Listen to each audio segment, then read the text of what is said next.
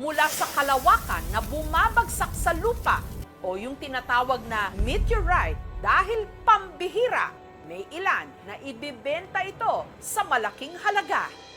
At kamakailan lang, merong lumantad. Meron daw siyang malaking bato na sa tingin niya, meteorite. Resibo ang videong ito. Guys, bato, mo ilaw pag yun, mo connect ko sa magnet. Ang higanteng tipak ng bato, kinakapitan ng magnet. Mo connect ko sa magnet.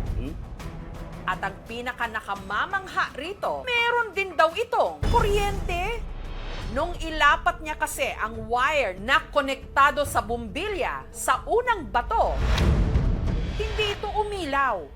Pero nung idinikit niya na ito sa pinaghihinalaan niyang meteorite, ang bumbilya umilaw.